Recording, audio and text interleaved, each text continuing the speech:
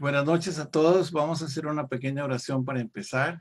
Señor Padre de la Gloria, te damos gracias en esta noche, Señor, por los milagros y las maravillas, Señor, que has hecho en nuestras vidas y que nos has permitido ver. Queremos bendecir, honrar y alabar tu santo nombre, Padre, como iglesia que somos. Queremos, Señor, seguir escudriñando tus escrituras, que tu Espíritu nos revele, que en oración, Señor, podamos nosotros acercarnos a tus atrios, Padre, y recibir las bendiciones que tú tienes para nosotros, Señor. Te damos gracias, Padre, y te bendecimos. Te pedimos que disponga nuestra mente y nuestro corazón, Señor, nos des espíritu de sabiduría y de inteligencia para poder comprender, Señor, la palabra que tú nos tienes en este día. Te damos a ti, Señor, la honra y te damos la gloria, Padre, en el nombre de Cristo Jesús. Amén. Bueno, vamos a empezar. Eh, yo les quisiera pedir un favor a ustedes, como se los dije la semana pasada. Eh, Gracias a Dios que los que estamos aquí, que vivimos en San Antonio, estamos vivos todavía, porque pasamos algunos unos días muy difíciles, sin luz, sin agua y con mucho frío, pero gracias a Dios fueron tiempos para meditar y Dios permitió que todo esto sucediera con algún propósito que todavía nosotros no conocemos, pero que pronto saldrá a la luz cuál es el propósito de nuestras vidas. Así es que les damos gracias a los que estuvieron orando por nosotros y no solamente por los de este grupo, los de Texas, sino por todos los de Estados Unidos que están atravesando momentos muy, muy difíciles. Yo hasta ayer tuve agua, hoy se fue la luz otra vez un rato, nevó muy fuerte ayer, las calles estuvieron un poco congeladas, pero bueno, es parte del proceso. Pero nada comparable a el tema con el que nosotros estamos estudiando. Nada más les voy a poner una filmina para que ustedes vean a dónde va a desembocar el estudio del día de hoy. Si la tenés, Hermes.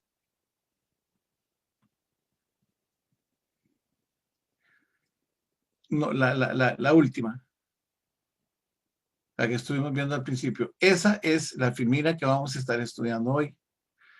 Eh, pero antes de entrar a estudiar todo eso, porque esos son los eventos escatológicos centrales de lo que se trata todo el libro de Apocalipsis, tenemos que repasar todo lo anterior, porque en realidad este es un tema que no es fácil, es un tema que es un poquito complejo y aún más si usted no lo ha estudiado, o sea, si no tiene los elementos suficientes. Vamos a hacer un repaso. Vamos a empezar nosotros con el tema de la profecía de la iglesia. En Daniel 9, 24 a 27. Esta es la última filmina que vamos a ver el día de hoy. Esperamos llegar ahí, porque vamos a repasar bastante. Vamos a hablar de la profecía de las 70 semanas de Daniel. Vamos a estar hablando de la profecía de la iglesia. Vamos a estar hablando sobre lo que Jesucristo dijo que iba a hacer la iglesia, que está en Mateo 13. Vamos a estar hablando de lo que Jesucristo dijo en Mateo 24, de lo que iban a ser los tiempos del fin. Y finalmente vamos a entrar a esta filmina al orden escatológico. El hermano Hermes, el próximo miércoles, en detalle y muy a profundidad, va a estar estudiando, ya los que lo han seguido de Hermes ya tienen manejo de Mateo 24, ya lo tienen. Sin embargo, se pueden hacer otra repasada con Hermes si ustedes así lo tienen a bien. Pero más me interesa, antes de continuar con Mateo 24, que ustedes entiendan bien Daniel 9, 24, 27. Yo lo estoy haciendo una especie de explicación como lo hice con mi hermano Marvin, y estuvimos haciendo un comentario de lo que era Daniel 9, 24, 27, pero era un comentario, con él se va a ver totalmente a profundidad para que no quepa duda, porque aquí lo que se va haciendo es un ensamblaje. Mateo 9, 24, 27 nos da a nosotros la postura del pueblo de Israel y la desobediencia en la que cae, la destrucción del templo. Nos habla del periodo de la iglesia que vamos a estar hablando hoy y posteriormente nos está hablando de la 70ª semana de Daniel, que es la última semana. Pero para eso hay que tener claro todo, si no se van a confundir bastante, y ya van a ver por qué.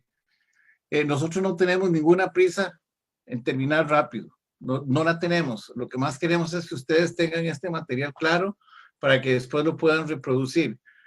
Todos los materiales que voy a dar hoy, ustedes los van a recibir, que es Daniel 9, 24, 27, que lo van a estudiar con Hermes.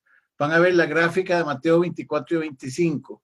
Van a ver también el paralelismo entre Mateo 24 y el libro del Apocalipsis, y van a también a recibir hoy la profecía de la iglesia. Muchos de ellos ya los tienen, pero se los vamos a estar enviando para que ustedes los tengan, porque yo sé que hay muchas personas que están empezando con nosotros y sí nos interesa que este tema quede bastante claro. Muy bien. Hermes, si querés ponemos Daniel 9, 24, 27.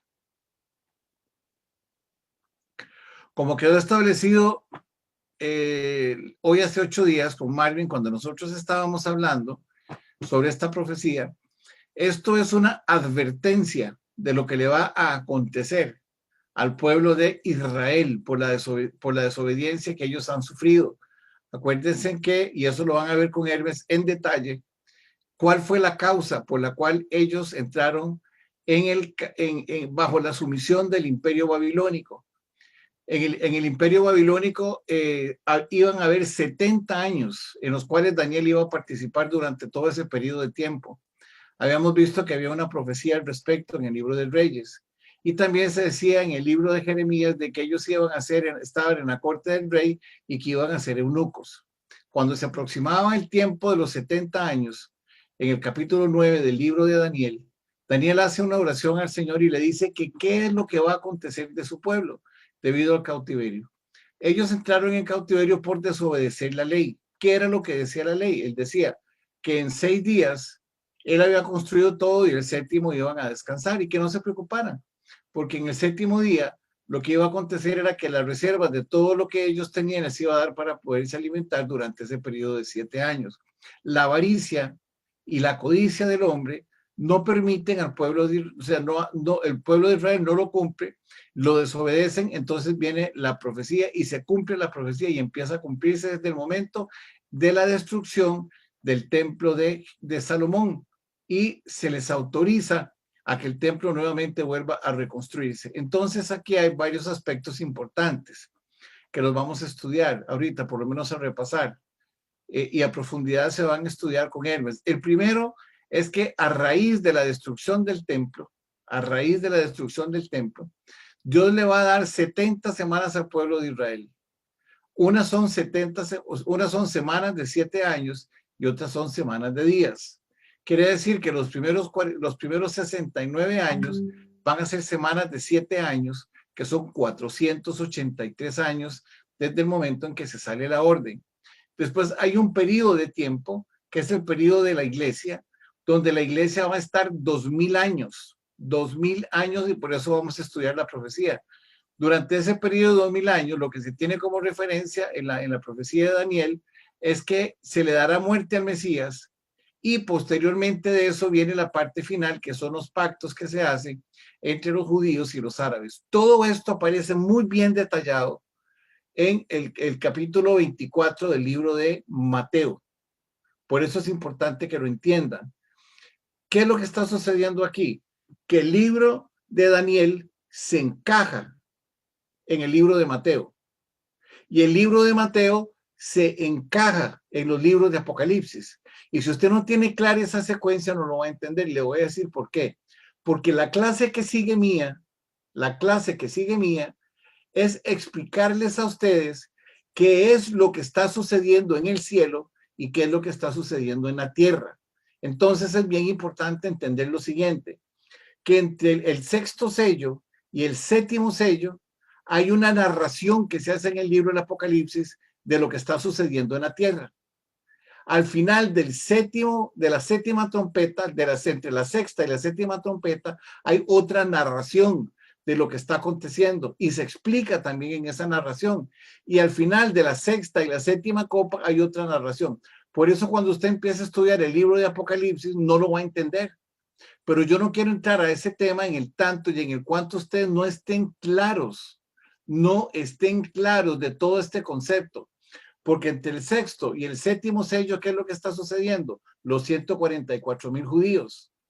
Entre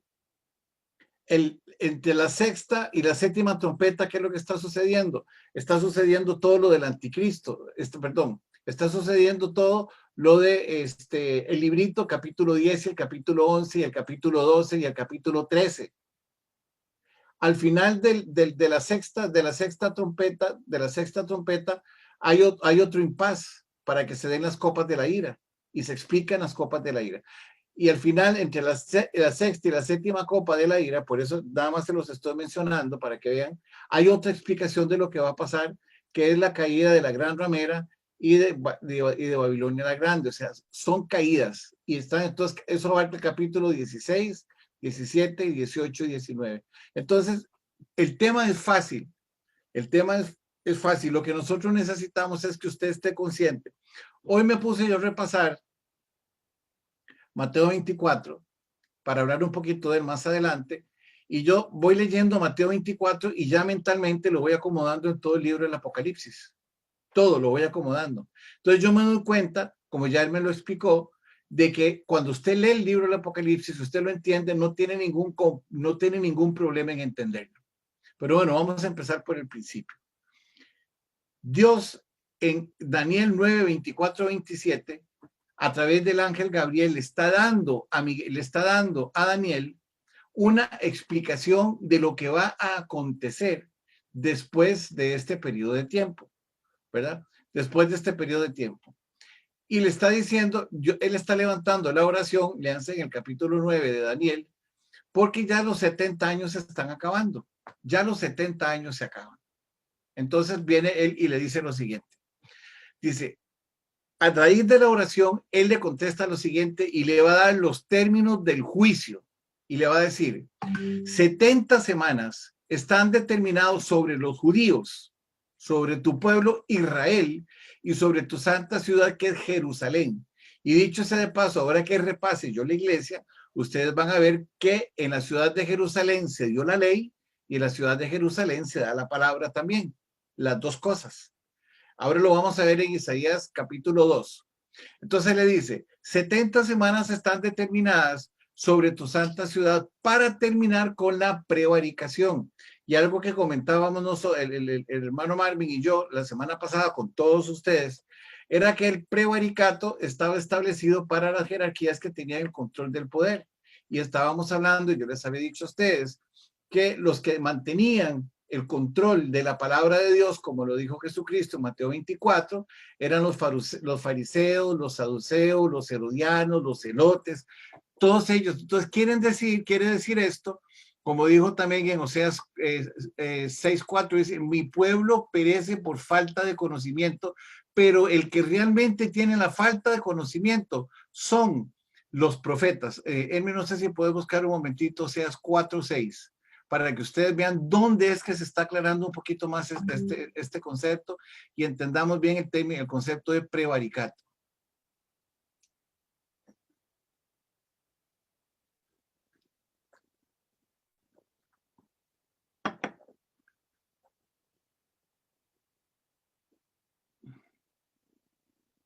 Ahí lo tiene.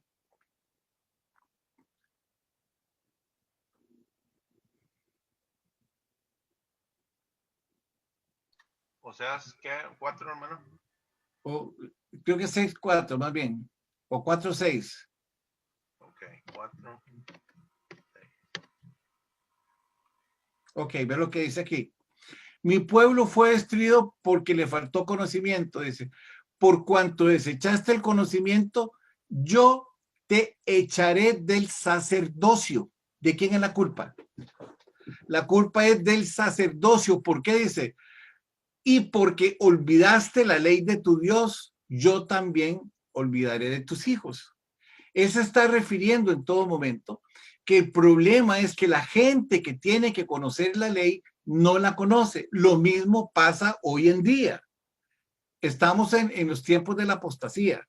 Estamos viviendo en estos momentos el tiempo de la iglesia de la Odisea, la iglesia fría, la iglesia tibia, la iglesia que Cristo vomita. Pero entonces cuando estamos hablando del término prevaricato, estamos refiriéndonos a una cúpula que eran los sacerdotes de la ley, los que estaban tergiversando la palabra de Dios y tenían al pueblo completamente confundido. Sigamos, Hermes, con las notas. Dice, Para terminar con el prevaricato, ¿qué es el prevaricato? El prevaricato era la permisibilidad de cometer el pecado de acuerdo a la conveniencia de la persona que en ese momento estaba. Porque resulta que a los profetas les tocaba pararse enfrente de los reyes y del pueblo y decir la verdad, y no la decían, no les convenía. Después vamos a estudiar un caso que aparece en el libro de Isaías 58, donde hay un profeta que se llama Ananías, que es un mentiroso, y entonces empieza a decirle que durante 2 años se para Jeremías y les dice que durante 2 años, si en 2 años el pueblo no cumple lo que Dios le ha dicho, los va a castigar. Entonces aparece este otro profeta y les dice que no es cierto, que es mentiras. Al final de los 2 años el pueblo hizo lo que le convenía. ¿Qué era lo que le convenía? Lo que el profeta mentiroso estaba diciendo, y al final de los 2 años destruyeron a este profeta que se llamaba Ananías, y entonces ese caso es un ejemplo evidente de lo que les estoy diciendo. Los profetas no decían la verdad y el pueblo de Israel, obviamente, como era lo más fácil y como les encantaba, andaban siguiendo la idolatría, pues entonces lo que estaba sucediendo ahí era que Dios los castigó. Y entonces le dice, ese prevaricato que ustedes están haciendo, dice, es pecado, dice, porque el prevaricato los está llevando a ustedes a el pecado. Entonces dice, yo voy a cortar la cabeza de todas estas personas que están aquí mal para acabar con el pecado. Y era como yo les decía a ustedes en Jeremías 17, del 5 al 9, dice, maldito el hombre que confía en el hombre. Nosotros debemos de confiar en Dios. Debemos de confiar en Dios y tener la suficiente madurez y discernimiento para poder entender quién es el profeta de Dios. Entonces les dice, para expiar con el pecado, dice, y para expiar la iniquidad, expiar significa pagar. Y Jesucristo vino y pagó en la cruz del Calvario el pecado de todos nosotros. De los judíos también sí, de los judíos también sí lo recibían, porque en Jeremías 31, del 31, 33 al 34, aparece la promesa del pacto de la gracia cuando Dios dice que Él pondrá en su pueblo, en su mente y en su corazón la palabra de Dios. Y ese era el pacto que estaba para el pueblo de Israel, pero el pueblo de Israel no lo cumple. Por eso Jesucristo dijo en San Juan 1:11, dice, a los míos vine y los míos no me conocieron. Y sigue hablando y le dice que Él nos dio a nosotros la potestad de ser hijos de Dios, pero vuelve otra vez a hablar de lo mismo en San Juan 1:13 y dice, son hijos, dice, son hijos de Dios no por sangre, ni por voluntad de hombre, ni por voluntad de varón, dice, sino por Dios. Y todavía seguimos creyendo que muchos somos hijos de Dios porque hubo algún proceso que nos determinara como hijos de Dios, y eso no es así. En San Juan 17:9, el Señor dice lo siguiente, dice que Él no ora por el mundo, sino que Él ora por los que el Padre le dio. ¿Cuáles son los que el Padre le dio? Los que el Padre le dio fueron los que Dios determinó como sus hijos, porque el que nos andaba buscando a nosotros era Jesucristo en San Juan 15:16. Muy bien.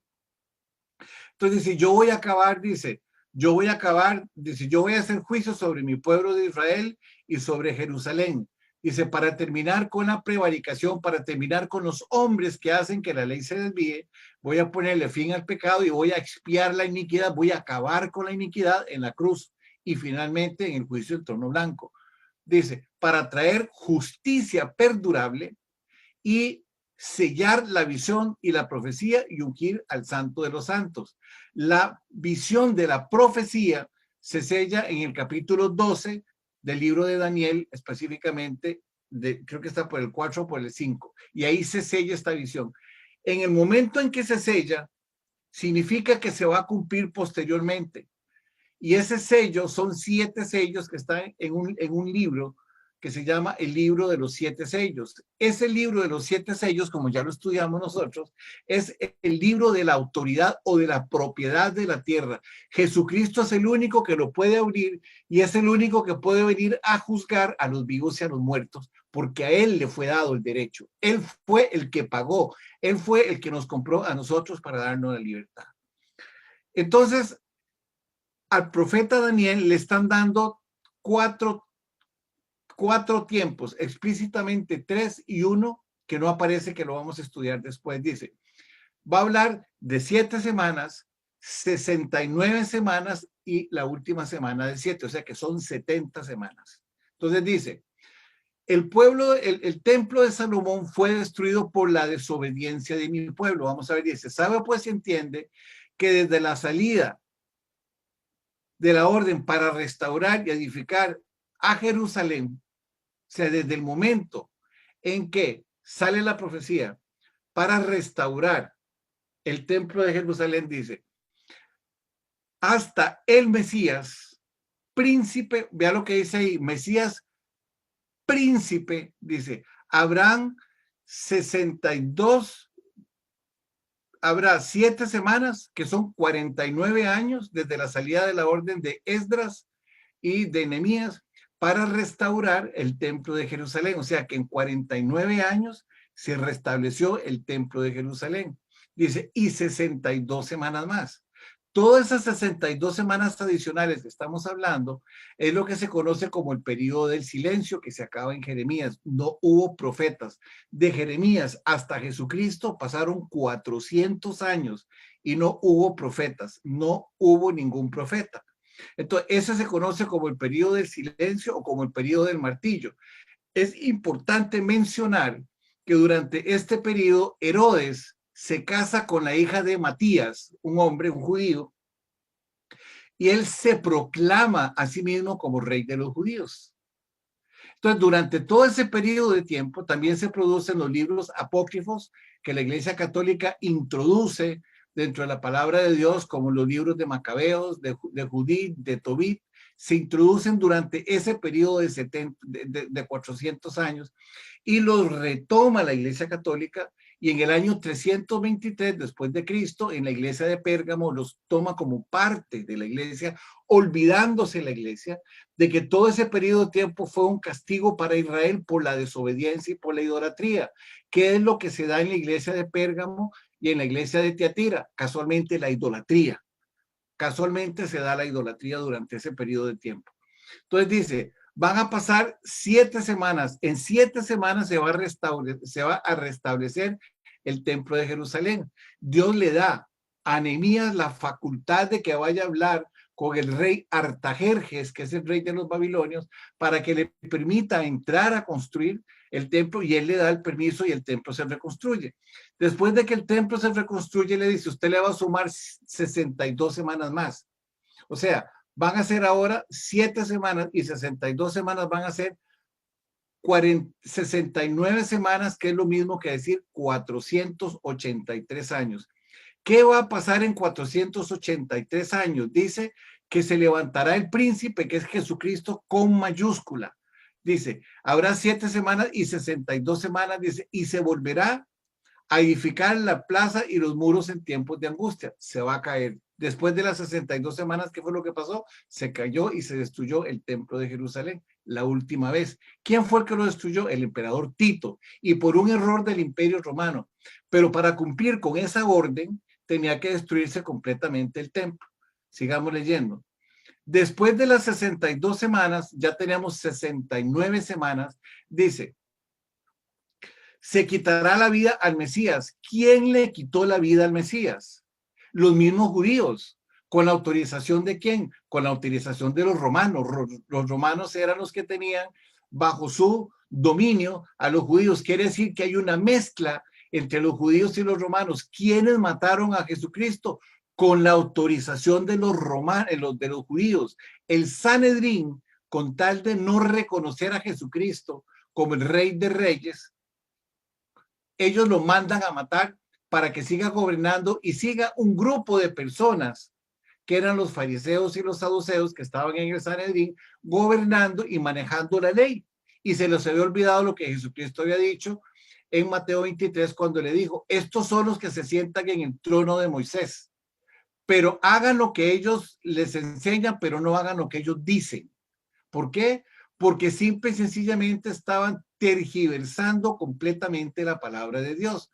Y entonces les dice después, dice, y 26 dice, y después de las 62 semanas se quitará la vida del Mesías, dice, pero no por sí, o sea, él no muere, a él lo matan, no por sí, dice, y el pueblo de un príncipe que ha de venir. Ese príncipe está con minúscula, ese príncipe se está refiriendo a un anticristo que estaba establecido en esa fecha, que eran los césares, que posteriormente se mezclan y se establecen en el famoso papado, y se quedan ahí establecidos durante todo ese periodo de tiempo, dice, de un príncipe que ha de venir y destruirá la ciudad y el santuario. Destruyeron el templo el templo de Jerusalén por segunda vez, que era la quinta vez que se reproducía, pero no nos vamos a meter en ese tema. Y se perdió todo el santuario. A partir de ese momento ya no hubo más sacrificios, se acabaron los sacrificios en Israel porque se perdieron todos los linajes. Jesucristo era el linaje de la tribu de Judá, el león de la tribu de Judá, que aparece en el libro de Génesis en el capítulo 49. Dice, y su fin será con inundación. ¿Qué significaba la palabra inundación? Significaba ejército. El anticristo vendría con un ejército a destruir el templo, y Jesucristo les dijo, yo en 3 días restableceré el templo. Y efectivamente Jesucristo fue crucificado y al tercer día resucitó. ¿Cuál fue el templo que él resucita? El templo del Espíritu Santo, que ahora está en nosotros. El templo del Espíritu Santo que está en nosotros, y él lo reedifica. Pero para destruir a los judíos y para destruir el templo, vino el ejército romano y destruyó el templo, y no quedó, como dice la profecía, piedra sobre piedra. Y su fin será con inundación, un gran ejército, dice. Y hasta el fin de la guerra durarán las devastaciones. ¿Qué quiere decir? Que desde ese momento hasta el final, la presentación del anticristo, las distintas figuras del anticristo que han habido en la historia estarán presentes a raíz de esta profecía, y el último va a ser el verdadero anticristo. O sea que todos han sido verdaderos, pero este pertenece al anticristo de la Trinidad satánica manifestada en los últimos tiempos: Satanás, el anticristo y el falso profeta. Vámonos ahora entre el punto final del versículo 26 y el punto final y el inicio del versículo 27, pasan 2000 años. Es el tiempo de la iglesia. Pasan 2000 años, y ahorita lo vamos a estudiar. Dice, y por otro tiempo confirmará el pacto con muchos. Ese pacto con muchos, y ya lo hemos explicado en varias oportunidades, confirmará es que se va a volver a firmar. Ya el pacto existe, se firmó en 1978 en el Camp Davis entre Anwar Sadat, Menachem Begin y Jimmy Carter. Ahí se firmó. Entonces ahora se va a reconfirmar, se confirmará el pacto. Quiere decir que ya existe. Y el anticristo, la función que va a tener es que va a volver a validar ese pacto. Entonces nosotros vemos muchos movimientos que se están generando, y una parte de ellos es el ecumenismo. Por otro lado tenemos el Banco Mundial, por otro lado tenemos la Organización Mundial de la Salud, por otro tenemos una serie de instituciones que se llaman tronos. Acuérdense que la guerra de las potestades empieza con tronos, dominios, principados, potestades, gobiernos y legiones. ¿Ok? Entonces, estos son tronos, solamente hay uno, que es un trono de un príncipe, no es el trono de un rey, que es Satanás. Pero los dominios son países en el mundo que se juntan, que se aglomeran para tomar decisiones mundiales, como por ejemplo... Danubio, ¿te puedo interrumpir? Claro. Tronos, dominios, principados, gobiernos, ¿y qué? ¿Dijiste? Vamos a empecemos. Primero son tronos. Ajá. Después son dominios. Ajá. Después son principados. Ajá. Después son potestades. Potestades. Sí, después son gobiernos. Gobiernos. Y después son las huestes de maldad. O las legiones. Son 6. Legiones de maldad. Después gracias. Claro, después tengo las escrituras. Pero son 6. Están en Colosenses unas, y en Efesios 6 están nosotros. Ahí están los 6. ¿Ok? Entonces, ¿qué son los dominios? Los dominios es cuando los países se juntan para tener un dominio.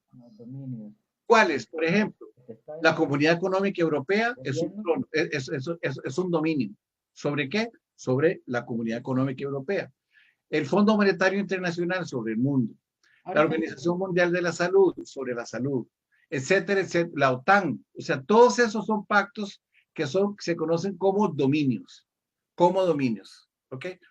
¿Y a dónde se da el punto de quiebra del cristiano o de la persona común cuando estamos hablando, ver, se habla de tronos, dominios, principados, potestades.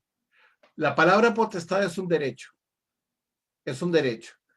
Y San Juan 1:12 dice, y Dios nos dio a nosotros la potestad. O sea, la potestad es el derecho de que usted puede seguir siendo o hijo de Dios o puede seguir siendo hijo de Satanás. Entonces, cuando nosotros oramos por el mundo, lo que le estamos pidiendo al Espíritu Santo es que les abra los ojos para que les dé a ellos la potestad de tomar la decisión más acertada para vivir en su presencia. Otros, y también está bien, le llaman el libre albedrío. O sea, usted puede seguirlo a él o no puede seguirlo a él. Esa es una decisión suya. Pero recuérdese que los inconversos no conocen el bien, solamente conocen el mal. Conocen el bien como referencia, pero no lo han vivido. Y los cristianos conocen el bien y el mal, pero nosotros no podemos vivir en el mal porque ya tenemos el bien. Muy bien. ¿Quedó claro? Ok. Entonces dice, y por otra semana confirmará el pacto con muchos. Esa semana es el pacto que se va a establecer entre Israel y Jerusalén, que se va a llamar el inicio de la tribulación. En Mateo 24 se conoce como el inicio de la tribulación, cuando aparece el anticristo. Y lo que sigue ahora dice, y a la mitad, eso será la gran tribulación, dice, y a la mitad de la semana hará cesar el sacrificio y la ofrenda. Ahí estamos cubriendo completamente el periodo de la semana número 70, de la semana 70. Dice, después de que se haya cumplido la tribulación y la gran tribulación, dice, después con la muchedumbre de las abominaciones, vendrá el desolador, estamos hablando ya del milenio, vendrá el desolador, dice, hasta que venga su consumación. Su consumación es que ellos van a ser enviados ¿a dónde? Al lago de fuego y azufre. Dice, y lo que está determinado que se derrame sobre él. ¿Qué es lo que se derrama sobre el desolador? No crea que solamente Satanás, no, son 8 cosas. Son Satanás, el anticristo, el falso profeta, el cielo, la tierra, el Hades, el abismo y los pecadores. Todos esos van directamente al lago de fuego. ¿Queda claro la lectura que le estamos dando a esto? Necesito que me digan si sí o no. Para mí sí. Sí. Sí, Danu. Sí, no, bueno, ok. Si ustedes no me van guiando, para mí es muy difícil. Porque yo lo que quiero es ir avanzando con este tema. Ok. Dijimos ahora, vámonos aquí, eso es, vámonos a ese cuadro. Ya que ustedes tienen un cuadro, vamos a empezar de izquierda a derecha. Dice, tienen las 70 semanas de Daniel, las 7 semanas que son 49 años, siguen las 62 semanas que son 434 años, y hay un periodo de intervalo que son 2000 años. En el dibujito, son 2000 años. Ese es el periodo de la iglesia. La parte final, que son los 7 años, que son 3 semanas y media y 3 semanas y media, es la semana 70 de Daniel. Voy a entrar ahora a explicar de una manera muy rápida, porque ya lo habíamos estudiado hace mucho tiempo, lo que es el periodo de la iglesia. ¿Estamos de acuerdo? Vamos a entrar a estudiar el periodo de la iglesia. Todo esto ustedes lo van a recibir hoy, van a tener bastante por estudiar. Pasémonos ahora a la profecía en la iglesia.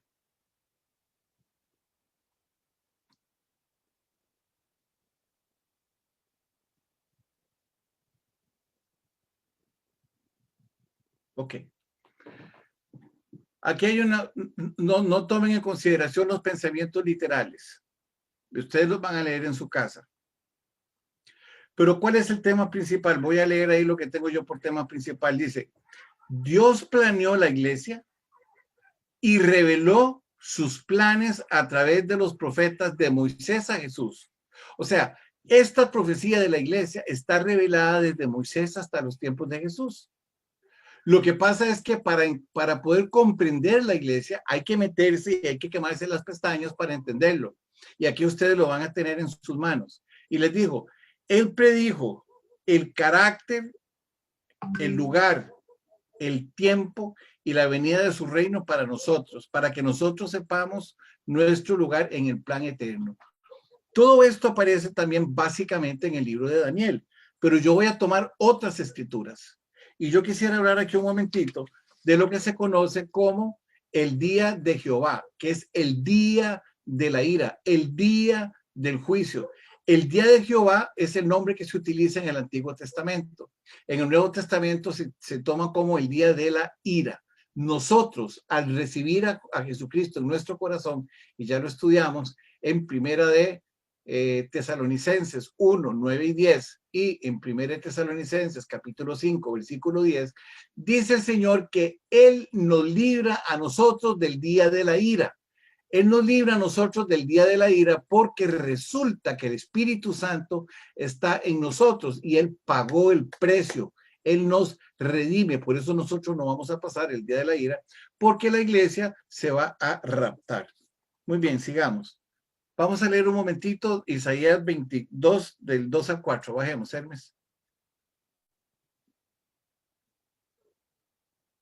Ahí empieza a hablar, dice, el reinado de Jehová, dice, lo que vio Isaías, hijo de Amós, acerca de Judá y Jerusalén, dice, acontecerá en los tiempos, en los posteros tiempos, que será confirmado el monte de la casa de Jehová como cabeza de los montes, y será exaltado sobre collados, y correrán las naciones. O sea, ¿qué es lo que está diciendo ahí? Que al final de los tiempos, el nombre de Jehová va a ser exaltado, que va a ser restablecido. Es que es mejor ponémelo porque te mandé otro estudio, pero no importa. Isaías 1, Isaías 2, 2, 4.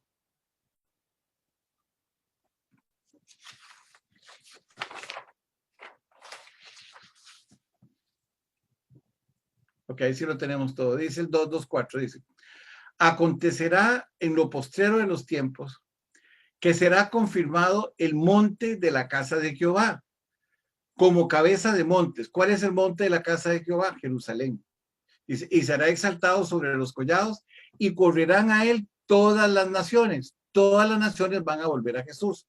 Y le dice, y vendrán muchos pueblos y dirán, venid y subamos al monte de Jehová, a la casa del Dios de Jacob. O sea, ahí está recogiendo a todos los judíos, dice, y nos enseñará su camino y caminaremos por sus sendas, porque de Sión, lo que les dije ahora, saldrá la ley y de Jerusalén la palabra de Dios. O sea, quiere decir que en Jerusalén fue dada la ley para el pueblo de Israel y la palabra de Dios, que es Jesucristo, y el cumplimiento de la profecía, salen también en Jerusalén. Y dice, ¿y quién? Jesucristo, que dice ahí, juzgará entre las naciones, dice, y reprenderá a muchos pueblos y volverán sus espadas en rejas de arado y sus lazos en hoces. No alzará espada nación contra nación, ni se estarán más para la guerra. Ese es el dominio de Jesucristo en el tiempo del milenio. Ese es el dominio de él en el tiempo del milenio. Muy bien, porque esto es un repaso, ustedes lo van a ver en su casa. En el libro de los Hechos, en 2:17, dice lo siguiente, que es la presencia de la iglesia, dice, en los postreros días, dice Jehová, derramaré mi espíritu sobre toda carne, y vuestros hijos y vuestras hijas profetizarán, y vuestros jóvenes verán visiones, y vuestros ancianos soñarán sueños. ¿A qué se está refiriendo eso? Eso se está refiriendo casualmente a la iglesia, que es donde el Espíritu Santo está. ¿Cuál es la referencia de la iglesia? 1 Corintios 3, 16 y 17, que nosotros somos el templo donde mora el Espíritu de Dios. Eso es el concepto de iglesia. Y es el Espíritu Santo que hay en nosotros en ese momento. Muy bien. La promesa, sigamos bajando, Hermes. Al final, la iglesia va a aparecer en esa figura. Si ustedes ven donde está un poquito para arriba. En la figurita donde dice ahí, las piernas de hierro, se está refiriendo al Imperio Romano. A nivel de las rodillas. Dice las piernas de hierro. ¿Ok? Y posteriormente dice que hay una mezcla, que hay una alianza, dice, los pies, dice, en parte de hierro y en parte de barro cocido. El barro son los gentiles y el hierro era el Imperio Romano.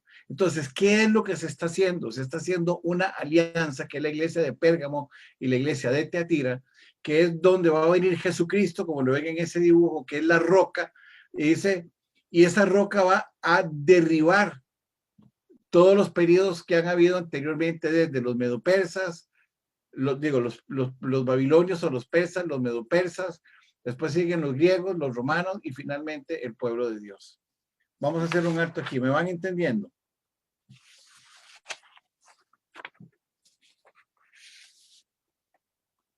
Esta Sí, Danu. parte, Sí, esta partecita no la entendí muy bien, Danu. específicamente, ¿qué?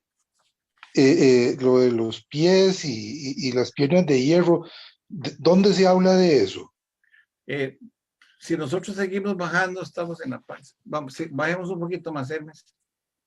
Ahí está. En Daniel. Ahí está la Ok. escritura.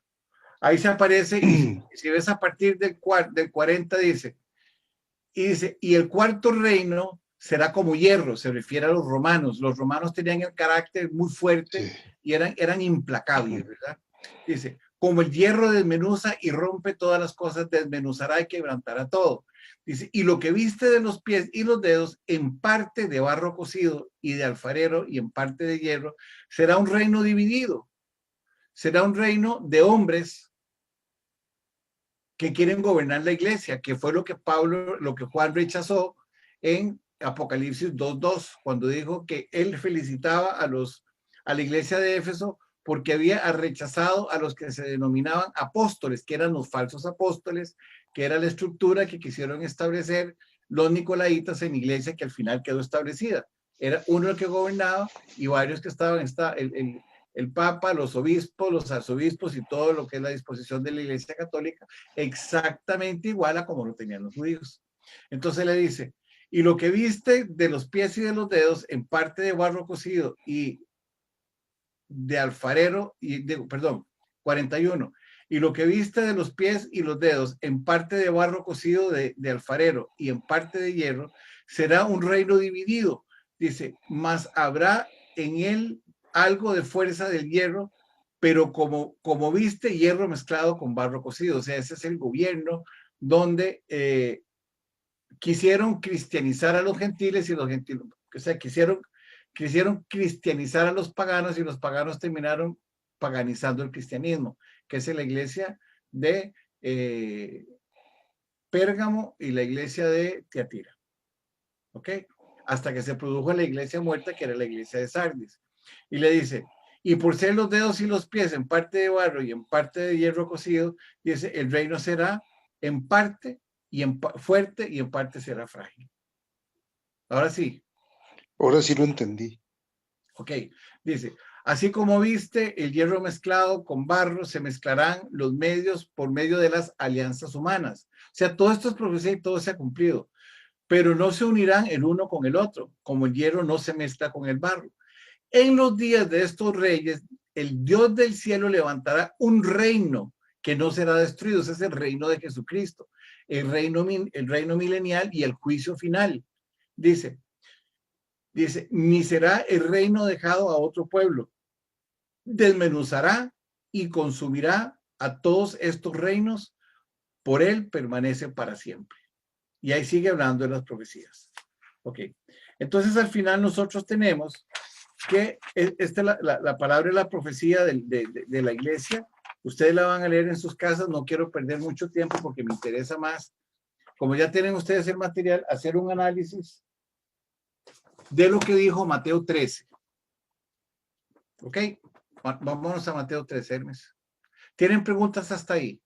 La profecía de la iglesia ustedes la van a tener en sus manos y la van a leer. Si tienen preguntas, la próxima clase los vamos a aclarar. Pero alguna pregunta de momento. Danubio, Sí, este material va a llegar al chat, a este mismo chat. claro. Ah, bueno, gracias. Si no está Miras, por... miras que a mí no me llega.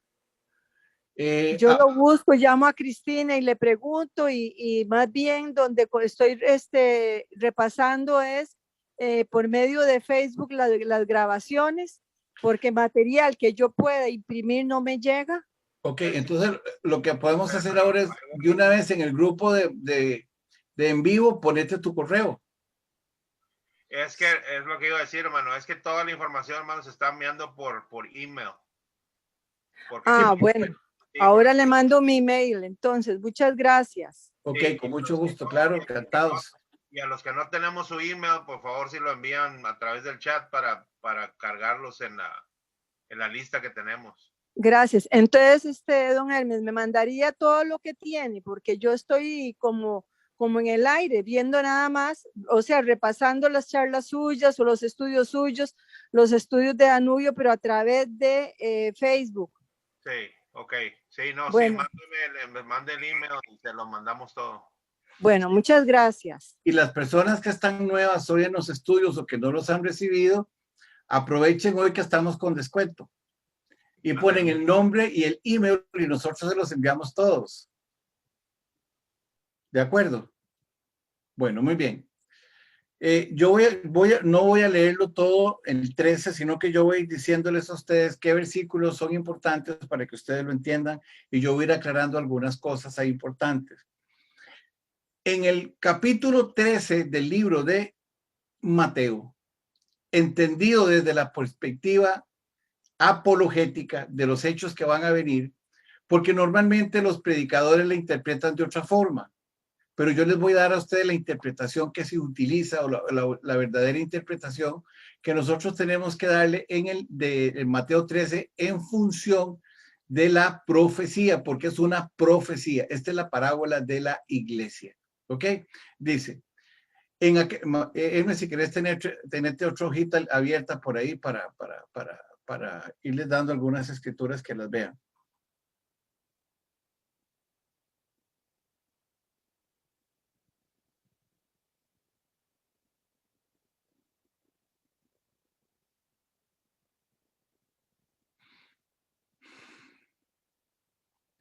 Y de una vez ponete por ahí Apocalipsis 18 del 1 al 2.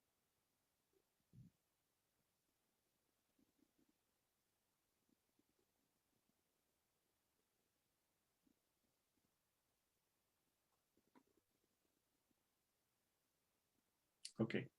Vamos a Mateo 13. A Mateo 13. Dice así.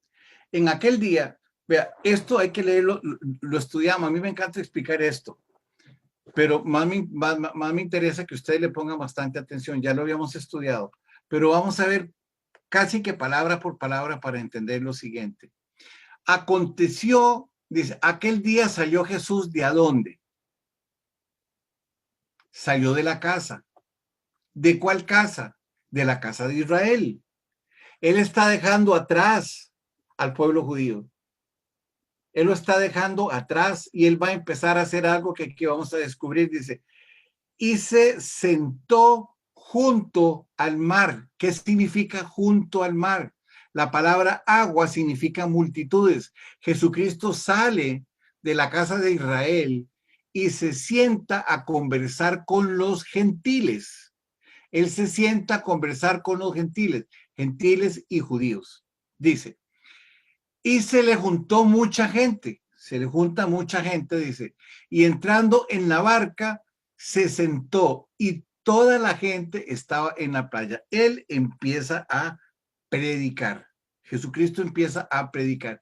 Ya él no se preocupa por el pueblo de Israel. Ya él sabía que el pueblo de Israel estaba perdido. Si quieren verlo más profundamente, agarre a Mateo 21, 22 y 23 más profundamente y se va a dar cuenta cuando él dice que la higuera está muerta, que el pueblo de Israel está muerto. Esa es la referencia que él está haciendo. Y le dice, y les habló muchas cosas en parábolas diciendo, he aquí, el sembrador salió a sembrar. ¿Quién es el sembrador? Jesucristo sale a sembrar. Él sale a sembrar, sale a explicar lo que iba a hacer la iglesia. Él sale y lo explica. Y aquí viene algo bien importante, bien importante. Y le dice, y mientras sembraba, mientras él estaba predicando la palabra de Dios, dice, parte de la semilla cayó junto al camino y vinieron las aves y se lo comieron. ¿Qué significa la palabra ave? ¿A dónde está la palabra que se sembró? Vamos a verla ahora en Apocalipsis 18, 1 y 2. Vamos a ver, habla aquí de la palabra ave. Dice, después de esto vi a otro ángel descender del cielo con gran poder y la tierra fue alumbrada de su gloria. Sale otro ángel para anunciar qué es lo que está sucediendo y le dice, y clamó con gran voz diciendo, ha caído la gran Babilonia y se ha hecho, vea, la gran Babilonia y la gran ramera son lo mismo, es exactamente lo mismo. Dice, ha caído la gran Babilonia, que se ha hecho, dice, habitación de demonios y guarida de todo espíritu inmundo y albergue de toda, ¿qué dice ahí? Ave inmunda y aborrecible. ¿A dónde apareció la palabra de Dios secuestrada?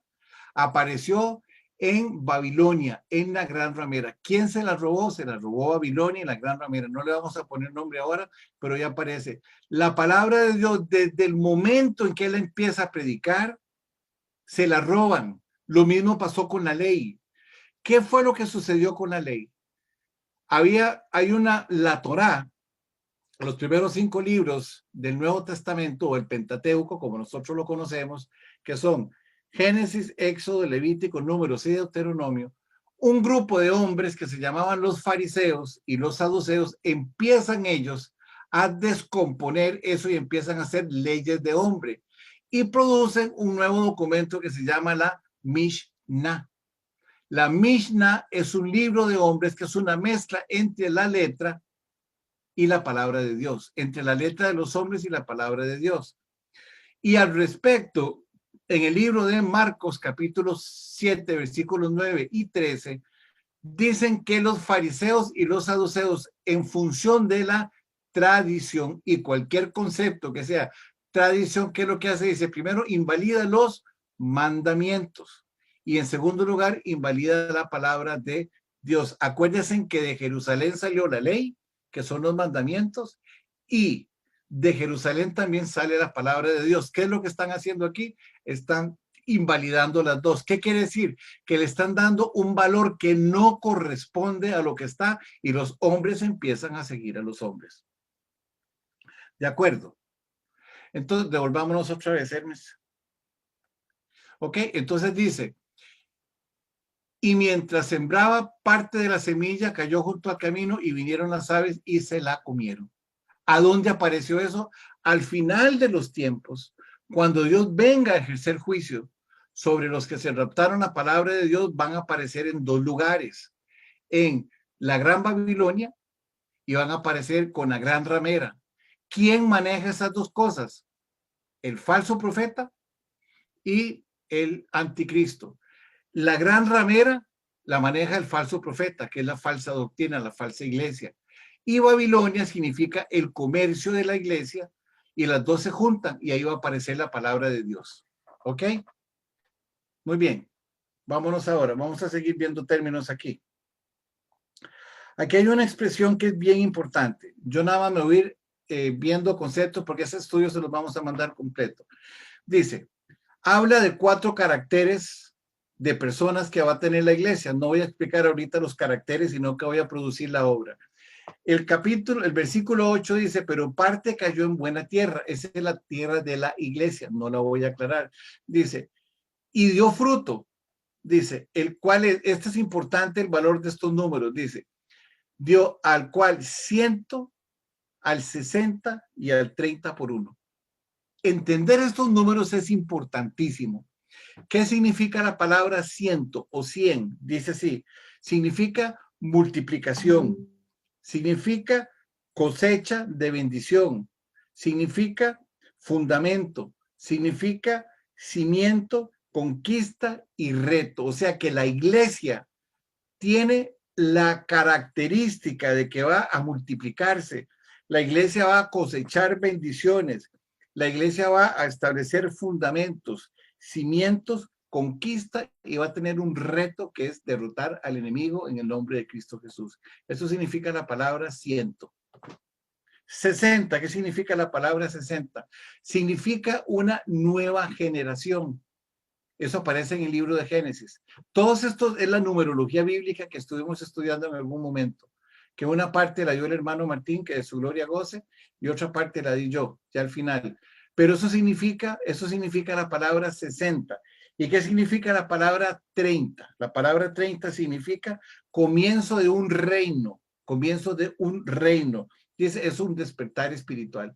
Entonces, cuando están hablando de que la semilla cayó en buena tierra, lo que están diciendo, esta semilla va a ser semilla de multiplicación, va a cosechar bendiciones, va a establecer un fundamento, va a generar un cimiento, y el cimiento es Cristo, y se va a conquistar a los pecadores, y va a ser un reto para destruir al enemigo. Será una nueva generación de escogidos, dice, y será un reino, el comienzo de un reino, el reino milenial de Cristo, dice, su despertar será un despertar espiritual.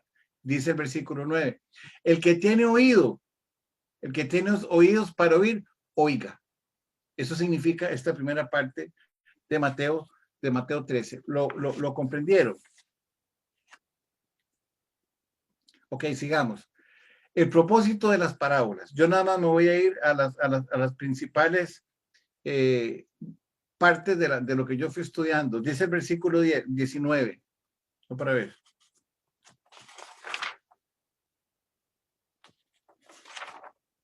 El versículo 10, perdón, 10, Hermes. El 11. Y le está diciendo a quienes, a los que son de la tierra fértil, a las personas que son de la tierra que va a producir, que van a ser el 100, el 60 y el 30, le dice.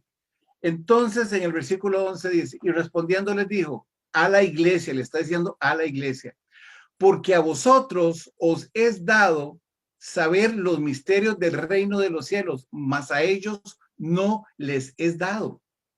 Los misterios del reino de los cielos les es dado a la iglesia. ¿Por qué? Porque no siguen a hombres, siguen a Cristo. Y cuando nosotros recibimos a Jesucristo en el corazón, el que viene a morar a mí es el Espíritu Santo. Y el Espíritu Santo es el que me revela la palabra de Dios y me lleva a la verdad. Entonces, esta parábola es revelada, o Jesucristo la está dando de esta forma para que la iglesia la entienda, ¿ok? Hace una mención importante de por lo cual los judíos se condenaron, ¿se acuerdan? Que era el espíritu de estupor, ojos que no ven y oídos que no oyen, ¿ok? Eso está busquemos en un momentito, Romanos 11:8. Borres eso porque si no...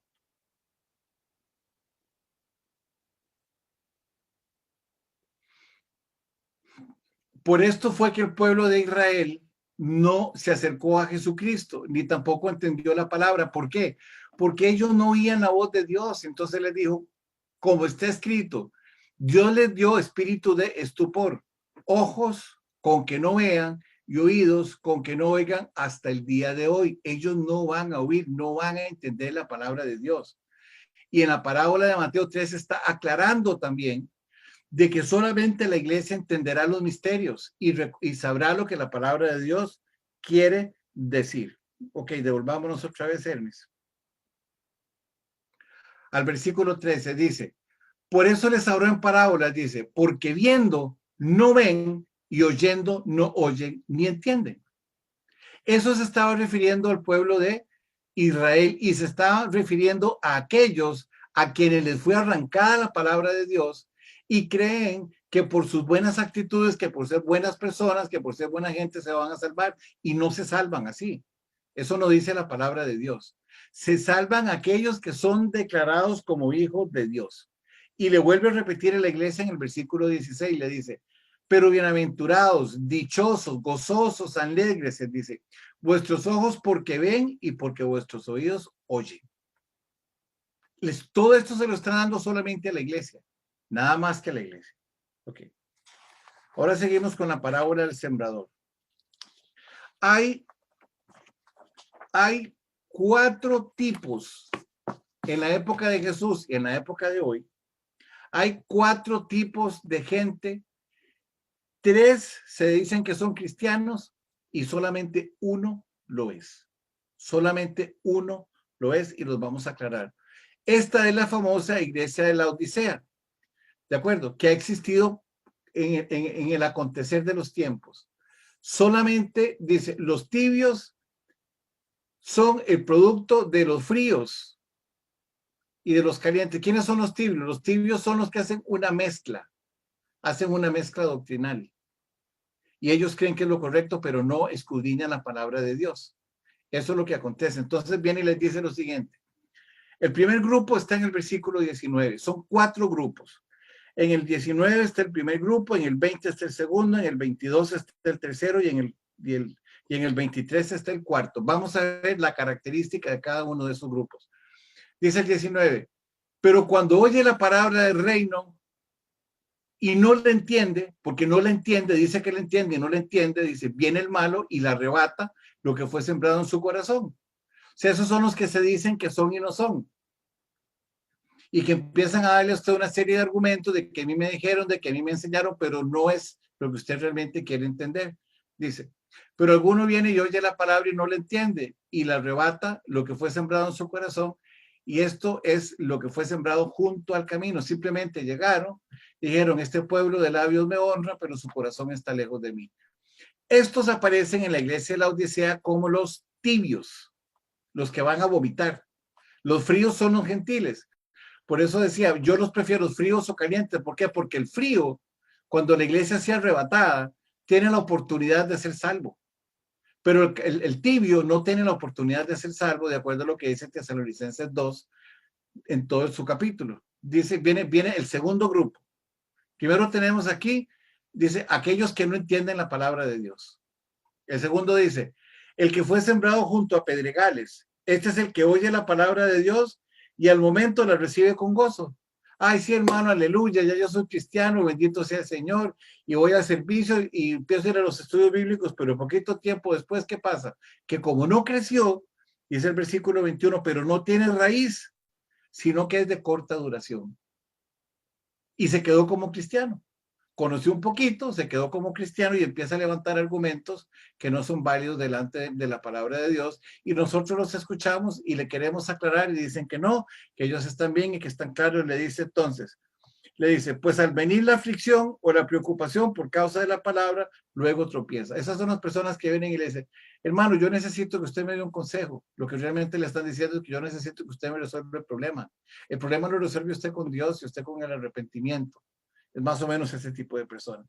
Viene el tercer tipo de personas, que son las personas que están llenas de los afanes del mundo. Dice, el que fue sembrado entre espinos, en situaciones difíciles, dice, este es el que oye la palabra, dice, pero el afán de este siglo, y el afán de este siglo es Satanás, dice, y el engaño de las riquezas, dice, ahogan la palabra y la hace infructuosa. Ese es el tercer grupo de personas que son tibias, que no son cristianos, porque no producen fruto, como lo dijimos. Y viene el cuarto, dice, mas el que fue sembrado en buena tierra es el que oye y entiende la palabra y da fruto. ¿Cómo da fruto? Al 100, a 60 y a 30 por uno. O sea que la iglesia es el que persevera, es al que Dios le da sabiduría y le da inteligencia para comprender su palabra y vive en ella, y vive siempre con aquella situación de que qué tengo que cambiar, cómo tengo que madurar, a dónde tengo que llegar, porque mi salvación está en Cristo, no está en los hombres, y depende nuevamente del Señor. Los 3 anteriores dependen de ellos mismos o de alguien. El cuarto depende solamente de Cristo. Puesto los ojos en el autor y consumidor de la fe. Muy bien, ¿hasta aquí están claros? Sí, Dan. Ok, muy bien. Seguimos. Ahora sigue la parábola del trigo y la cizaña. Es importante entender esto, porque este es el periodo de la apostasía. La palabra de Dios se la robaron, la palabra de Dios la cambiaron, la palabra de Dios la alteraron. Si ustedes leyeran los documentos en sus lenguajes originales, si ustedes leyeran el Nuevo Testamento en griego, o si ustedes leyeran el Antiguo Testamento en hebreo y las traducciones que tienen, ustedes se darían cuenta que hay un montón de errores, que es lo que nosotros tratamos siempre de aclarar cuando estamos haciendo el estudio. Y es importante que nosotros tengamos siempre esto presente y a mano. Ok, dice así. Hablando de las parábolas, dice así, 25. Pero mientras los hombres dormían, ¿qué significa dormían? Estaban ahí echados, esperando el estudio bíblico, que alguien les hablara, o que esperaban llegar al domingo a ver qué era lo que decía el pastor para ellos empezar a aprender más, pero no se preocupaban por aprender. Ellos dormían. Y como dormían, ¿qué pasó? Dice, vino su enemigo y sembró cizaña entre el trigo y se fue. ¿Quién es el trigo? El trigo de la iglesia. La cizaña, ¿quién es? Es la apostasía. Es lo que no es la palabra de Dios. Entonces él está diciendo, mientras ustedes estaban pereciendo, holgazaneando y no estaban haciendo lo que Dios les decía, vino el enemigo y sembró en sus corazones una falsa doctrina. Dice, y se fue. Ahora tenemos nosotros dos tipos de personas, los que verdaderamente conocen la palabra de Dios y los que se ponen a oír YouTube todo el día para aprender un montón de cosas y no escudriñan ellos la palabra. ¿De acuerdo? Todo el día están oyendo YouTube y YouTube y YouTube y YouTube y usted no sabe lo que le están diciendo al final, porque uno dice, es que fulano dijo, sí, pero ¿qué le dijo a usted el Espíritu Santo? Eso es lo que realmente interesa. Y el teólogo de los teólogos es el Espíritu Santo. Entonces usted pregúntele a él qué es lo que él quiso decir. Entonces dice que el trigo es el pueblo de Dios y la semilla es la palabra de Dios. Quiere decir que la semilla es el pueblo de Dios que está germinando, pero ahora hay dos semillas que germinan, la cizaña y el trigo. Vamos a seguir leyendo. Le reclaman los apóstoles y le preguntan que por qué él dejó los dos. Porque hay que salvarlos a los dos. Entonces dice en el versículo 29, dice, el 28 dice, y les dijo un enemigo hecho está. Y los siervos dijeron, ¿quieres que vayamos y le arranquemos la cizaña? ¿Y qué les dijo Jesucristo? No. Él les dijo, no. No sea que al arrancar la cizaña también arranques con ella el buen trigo, porque el buen trigo somos nosotros y nosotros tenemos la responsabilidad de enderezar los caminos de los perdidos. Esa es la responsabilidad de nosotros. Vamos a pasar rápido a otro. Aquí viene una parábola pésimamente mal explicada. Cuando nosotros estamos hablando de la semilla de mostaza, y vamos a entenderlo en el contexto de lo que estamos estudiando, se dice que la semilla de mostaza es lo más pequeñito que hay, y después se hace inmensamente grande, y es uno de los árboles más grandes que se producen con la mostaza. Pero aquí lo que hay que entender es por qué es que ese árbol se hace grande. ¿Por qué es que ese árbol se hace grande? Y hay que seguir leyendo. No es que la semilla de mostaza no se hace grande, claro que sí se hace grande, pero aquí en el contexto dice por qué es que se hace grande. Entonces dice así, otra parábola se refirió, dice, el reino de los cielos es semejante a un grano de mostaza, que un hombre, vea que un hombre tomó y sembró en su campo. No fue Jesucristo. Un hombre tomó y sembró en su campo. ¿Ok? Un hombre tomó y sembró en su campo. Eso que un hombre sembró, ¿qué es lo que dice? Dice, el cual a la verdad es la más pequeña de las semillas, dice, pero cuando ha crecido es la mayor de las hortalizas. ¿Qué beneficio le produce una semilla de mostaza a una iglesia? Nada. Pero se hizo de una cosa minúscula a un árbol inmensamente grande.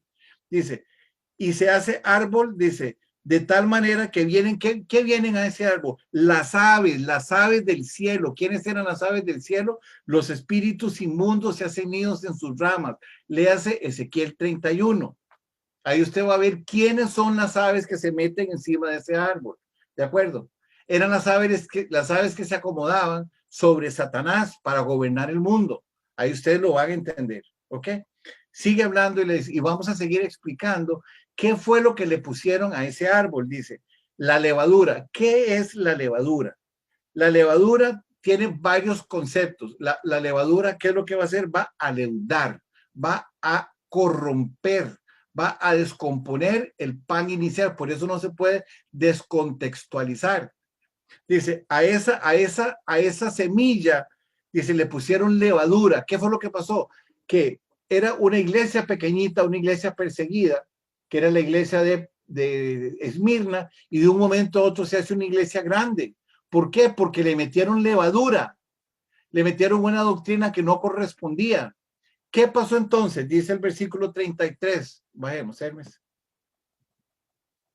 Dice, Otra parábola se refirió a decir, el reino de los cielos es semejante a un grano de mostaza, pero ese reino de los cielos es en la tierra, dice, el cual el hombre tomó y sembró en su campo, dice, el cual a la verdad es la más pequeña de las semillas, pero cuando ha crecido es mayor de las hortalizas y se hace árbol, de tal manera que vienen las aves del cielo y hacen nido en sus ramas. Ahora vamos a ver la levadura, dice.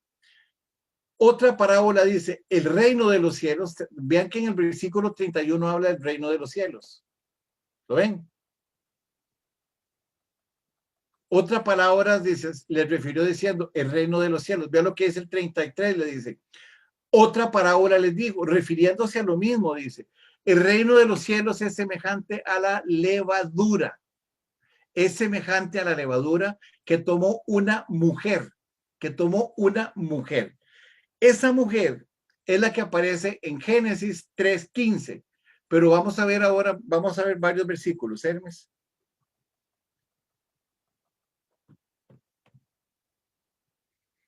Vas a ponerme ahí Apocalipsis 17, 1-6, 18, 1-3. Vamos a ver quiénes son.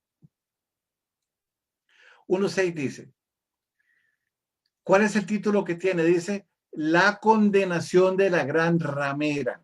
La condenación de la gran ramera. ¿Cómo es identificada? Vamos a ver aquí, dice. Vino entonces uno de los 7 ángeles que tenían 7 copas y habló conmigo diciendo, ven acá y te mostraré la sentencia de la gran ramera, que está sentada sobre muchas aguas, está sentada sobre multitudes. Dice, la cual ha fornicado con los reyes de la tierra y los moradores de la tierra se han embriagado con el vino de su furor, dice. Y me llevó el espíritu al desierto y vi una ¿qué? Una mujer sentada sobre una bestia llena de nombres de blasfemia y tenía 7 cabezas y 7 adornos, dice 4. Y la mujer estaba vestida de púrpura y adornada de oro, de piedras preciosas, de perlas, y tenía en la mano un cáliz de oro lleno de las abominaciones y la inmundicia de su fornicación.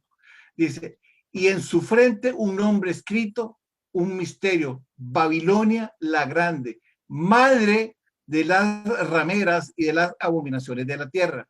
Y vi la mujer ebria de la sangre de los santos y de la mujer y de la sangre de los mártires de Jesús. Cuando la vi, quedé asombrado con gran asombro. ¿Quién era? Era una mujer, refiriéndose a quién, a la gran ramera. Ahora vámonos a ir a Babilonia. ¿Qué dice Babilonia? Dice así: después de esto vi otro ángel descender del cielo con gran poder, y la tierra fue alumbrada con su gloria. Y clamó con gran voz diciendo, ha caído la gran Babilonia, que se había hecho habitación de demonios y guarida de todo espíritu inmundo y albergue de todo ave aborrecible. Pero todas las naciones han bebido del furor de su fornicación. Dice, y los reyes, que es masculino, han fornicado con ella. Con ella.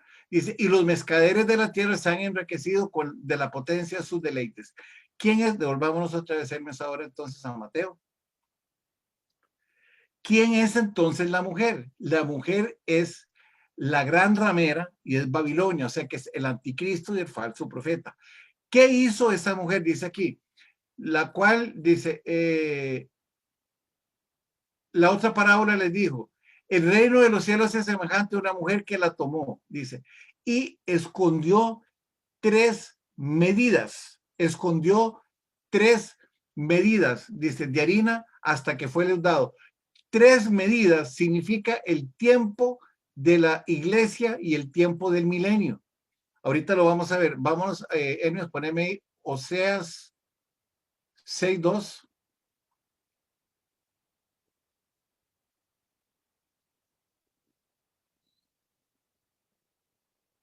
Coma. Según de Pedro 3:8.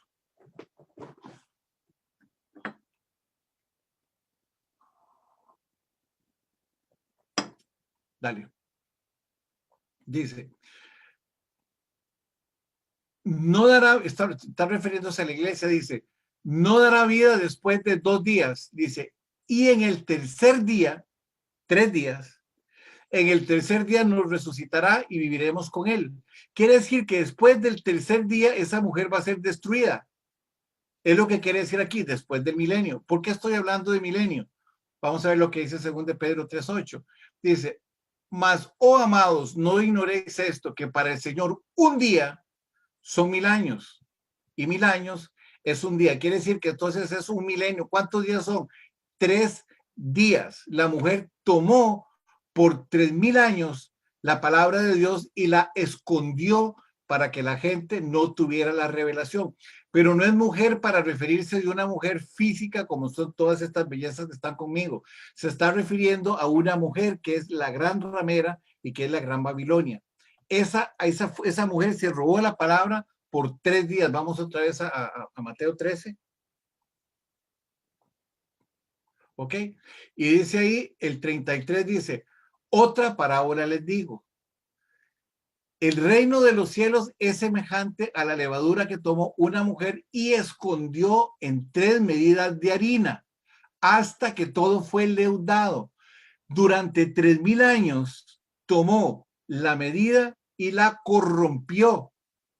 Ya la palabra de Dios, o sea, el Antiguo Testamento estaba corrupto y los judíos estaban pagando por ese problema.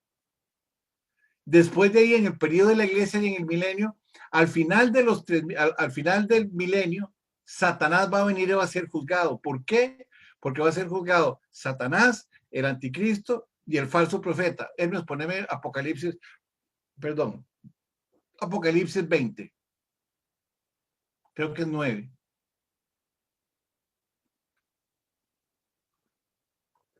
No, todo el 20. Vamos a empezar aquí. Está hablando aquí, dice, son 1000 años. Este es el último milenio. Ya la iglesia pasó 2 y estamos en el último milenio. Y vamos a seguir, bajemos. Vamos a empezar a leer desde el 7. Dice, y cuando los 1000 años se cumplan, Satanás será suelto de su prisión y saldrá a engañar a las naciones que están en los 4 ángulos de la tierra, Gog y Magog, a fin de reunirlos para la batalla, el número de los cuales es como la arena del mar. Está refiriéndose a que son multitud de los que van a venir a pelear contra Jesucristo y el pueblo de Israel en aquel momento. Y subieron sobre la anchura de la tierra y rodearon el campamento, los santos y la ciudad amada, y Dios descendió con fuego del cielo y los consumió. Y vean lo que va a pasar aquí. Dice, y el diablo que los engañaba fue lanzado al lago de fuego y azufre, donde estaban la bestia y el falso profeta, y serán atormentados día y noche por los siglos de los siglos. Amén. ¿Cuándo se dio eso? Al final del tercer milenio. ¿De acuerdo? Y eso es lo que dice la palabra de Dios que estábamos estudiando ahorita.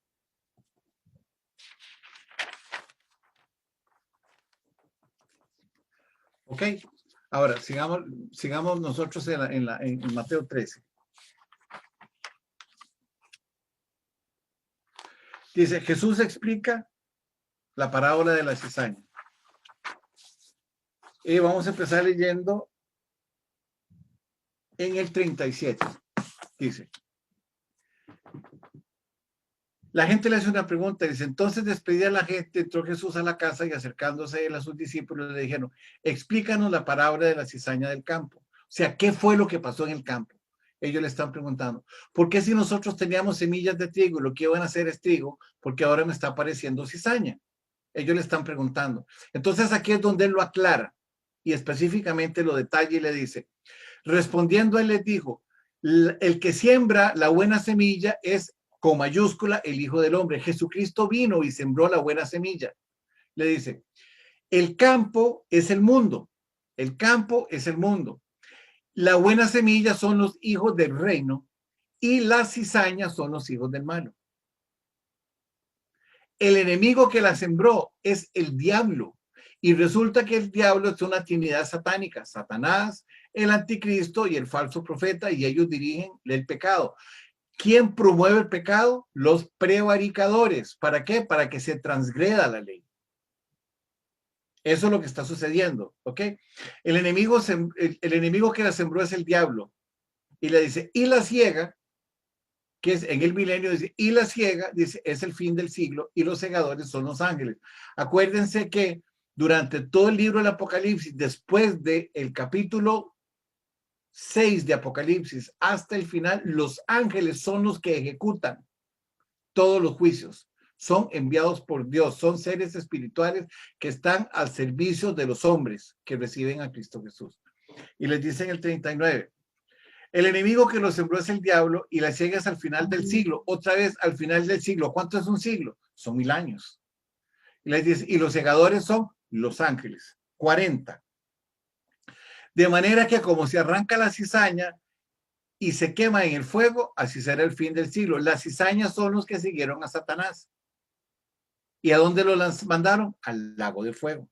Dice, enviará el Hijo del Hombre a sus ángeles y recogerán de su reino a todos los que sirven de tropiezo y a los que hacen iniquidad, a todos los que siguieron las falsas doctrinas, a los que se robaron la palabra de Dios, a los apóstatas, a los mentirosos, le dice, y los echarán en el horno de fuego, dice, y allí será el lloro y el crujir de dientes. ¿A dónde se hace el lago de fuego? Al final de los tiempos, donde estarán los pecadores, dice, y acuérdense en esto para que lo tengan en sus mentes. Cuando Satanás sea juzgado, en estos momentos Satanás está por un lado, los demonios están por otro, los espíritus inmundos por otro, los pecadores están en el Hades o en el Seol. Pero cuando todo esto pase al juicio, todos van a estar juntos. Ya ahí no va a haber cuento, todos van a estar juntos y ahí la destrucción va a ser total, dice 43. Entonces los justos resplandecerán como el sol en el reino de su Padre. El que tiene oídos para oír, oiga. Los justos, los que se arrepintieron, los que pagaron el precio, los que no son tibios, los que no pertenecen ni a la semilla que fue sembrada junto al camino, ni la que estaba junto a los espinos, ni la que fue consumida en los afanes de la vida. No, los que verdaderamente han pagado el precio por seguir a Cristo Jesús. Ahora viene él aquí y va a hacer dos cosas que es bien importante. Él me subamos de una vez el tesoro escondido y la perla de gran precio. Aquí yo quiero llamar la atención a dos cosas. Subrayame al final de dice, y compró aquel campo, Hermes. Ahí, sí, abajo, ahí es, y compró aquel campo, subrayámelo. ¿Ok? Y también ahora donde dice, en el 46, dice, y vendió lo que tenía y compró aquel campo.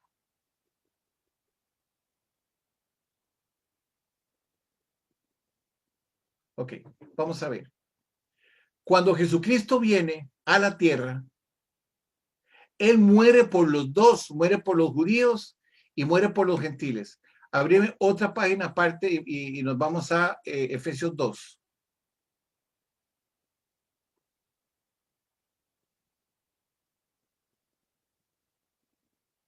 Hablando de la salvación por gracia, pero no voy a hablar tanto de la salvación, bájate más.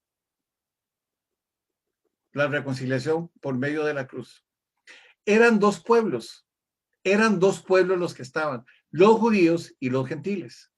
Eran los judíos y los gentiles. Entonces viene aquí Jesucristo y dice lo siguiente: por tanto, acordaos de que en otros tiempos los gentiles, en cuanto a la carne, eran incircuncisos por la circuncisión hecha a mano en los hombres. Los judíos eran circuncisos externamente. Y la iglesia de Cristo es circuncidada en el corazón, igual que los judíos que se arrepienten, dice. En aquel tiempo estaba sin Cristo, alejados de la ciudadanía de Israel, está hablando de los gentiles. Dice, y ajenos a los pactos de la promesa, sin esperanza y sin Dios en el mundo. Pero ahora en Cristo Jesús, vosotros que en otro tiempo estabais lejos, habéis sido hechos cercanos por la sangre de Cristo. Le está hablando a los gentiles, dice, porque Él es nuestra paz, de que de ambos pueblos hizo uno, que se llama la iglesia, de los ambos pueblos hace uno, derribando la pared intermedia de la separación. Ahora solamente es un pueblo, aboliendo la enemistad de la ley Dice, y de los mandamientos expresados en ordenanzas, dice, aboliendo en la carne las enemistades, la ley de los mandamientos expresadas en ordenanzas, para crear en sí mismo de los dos un solo y nuevo hombre, haciendo la paz. ¿Cómo la hace? Dice, mediante la reconciliación, mediante la cruz reconciliar a Dios, a ambos en un solo cuerpo, matando en ellos las enemistades. Y vino y anunció las buenas nuevas de paz a vosotros que estaban lejos, dice, a los que estaban lejos, dice, y ahora estaban cerca. Entonces, él muere por los dos grupos. O sea, Jesucristo paga, él expía con su sangre el pecado del pueblo. Él lo expía, él nos compra a nosotros. Ahora sí, vámonos otra vez a Mateo 13.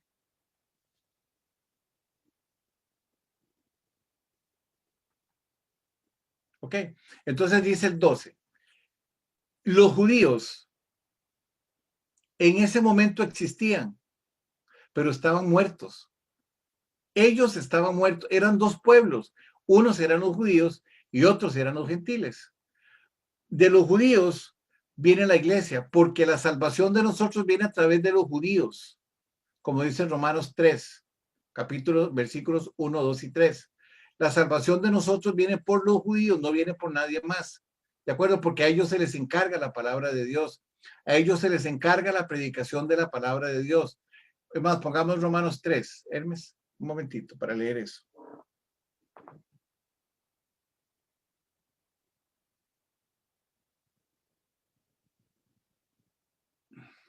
Ok, dice así. ¿Qué ventaja tiene pues el judío? ¿O de qué aprovecha la circuncisión? Dice el 2. Mucho, en todas maneras. Primero, ciertamente que les ha sido confiada la palabra de Dios. ¿A quiénes fue confiada? A ellos. A ellos fue confiada la palabra de Dios. Y Jesucristo junta a los judíos con los gentiles y la palabra de Dios le queda ahora a la iglesia. No le queda a una iglesia, le queda a la iglesia de Cristo. ¿Ok? Entonces dice, ¿qué pues? Si algunos de ellos han sido incrédulos, su incredulidad habrá hecho nula la fidelidad con Dios. De ninguna manera. Antes bien, si a Dios verás, y todo hombre mentiroso, como está escrito, para que seáis justificados en tus palabras y venzas cuando fueres juzgado. Ok, nos devolvemos. Mateo 3, Mateo 3. Preguntas antes de explicar estos dos que ya estamos casi terminando. ¿Quieren preguntas? Está muy claro. Ok.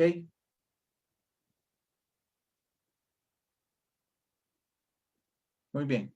Entonces vamos a ver. El tesoro escondido. ¿Cuál fue el pueblo que Dios escogió? El pueblo de Israel. ¿El pueblo de Israel estaba predicando la palabra de Dios? No. ¿Cómo estaba? Escondido. El pueblo de Dios estaba escondido. Pero Jesucristo viene y los va a redimir y le dice, además, el reino de los cielos es semejante a un tesoro escondido en un campo. ¿Qué significaba la palabra campo? Significaba mundo. Dice, el pueblo de Israel está escondido en el mundo. Dice, el cual un hombre halla. ¿Quién es ese hombre? Jesucristo. Dice, y lo esconde de nuevo, lo vuelve a esconder. ¿Por qué? Porque Jesucristo vino a la tierra y lo que se encontró era un pueblo siguiendo a hombres con una palabra de Dios en el Antiguo Testamento o la ley de Moisés completamente destrozada y cambiada. Y le dijo, y gozoso va y vende todo lo que tiene y compra aquel campo. Él compra también al pueblo judío. Él lo compra al pueblo judío. Él va a la cruz y muere por ellos también. Ahora viene por el otro lado y va a hablar de otro pueblo. ¿Cuál es la característica de una perla? La característica de una perla es que es una concha donde se le mete un granito de arena y para defenderse esa concha empieza a secretar una sustancia y piensa en formar una perla. La perla sufre, pero la perla se pudre, la perla se pule hasta que llega a formar una perla. Eso es una perla, por eso la iglesia se llama la perla de gran precio. ¿Por qué? Porque la iglesia de Cristo es pulida. La iglesia de Cristo es probada a través de nuestro Señor Jesucristo y le da la salvación. Entonces viene él y dice lo siguiente: también el reino de los cielos es semejante a un mercader que busca buenas perlas. Dice, un mercader que busca buenas perlas. En el anterior habla de un campo, habla de todos los judíos. Habla de un campo. Aquí habla de una buena perla. Quiere decir que solamente aquellos que van a producir al 100, al 60 y al 30 son los que van a producir la palabra de Dios. Eso es lo que está diciendo, y le dice, y habiendo hallado la perla preciosa, igual que la anterior, dice, fue y vendió todo lo que tenía y la compró. ¿Qué compró? La iglesia. ¿Qué es la iglesia? Los judíos que se arrepienten y los gentiles que también se arrepienten y se funda la iglesia. Pero los judíos son desechados. No, los judíos no son desechados. ¿Por qué? Porque el campo fue comprado. El campo fue comprado por él. ¿De acuerdo? Ahora sigue hablando de la red y sigue hablando de esos dos pueblos, de tanto el judío como los gentiles. Dice, la red. Asimismo, el reino de los cielos es semejante a una red. O sea, él está diciendo que él va a lanzar una red y él va a sacar de esa red a los justos, a su iglesia, a su pueblo. Y le dijo que echada en el mar recoge toda clase de peces. Él tira la red y ahí vendrán el trigo como la cizaña, vendrán los dos. Le dice, una vez llena, la sacan a la orilla y sentados recogen lo bueno en cestas y lo malo lo echan afuera. Lo bueno es la iglesia, ¿de acuerdo? Y también aquellos que demostraron amar al Señor a través de la tribulación y la gran tribulación, y los malos van a ser echados afuera. Le dice, así será el fin del siglo. Dice, saldrán los ángeles y apartarán a los buenos, apartarán a los malos de entre los justos. ¿A través de qué? A través del evangelio. Hermes, ahorita me vas a poner Romanos 2. Dice, y los echará en el horno de fuego y allí será el lloro y el crujir de dientes. Aquí lo importante es lo siguiente.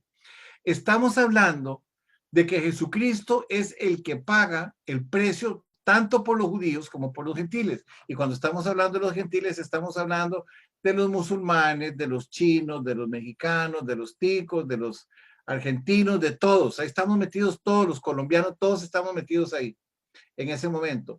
Pero él establece una base para el juicio del trono blanco. Y esa base es la siguiente, Romanos 2, 16.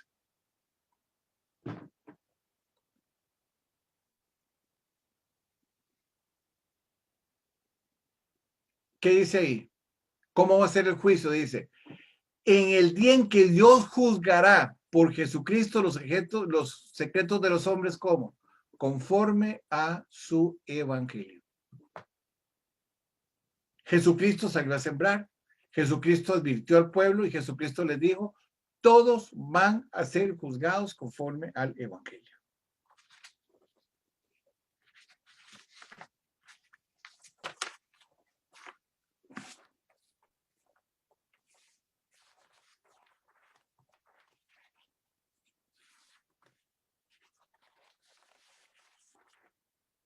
Ahora sí, preguntas.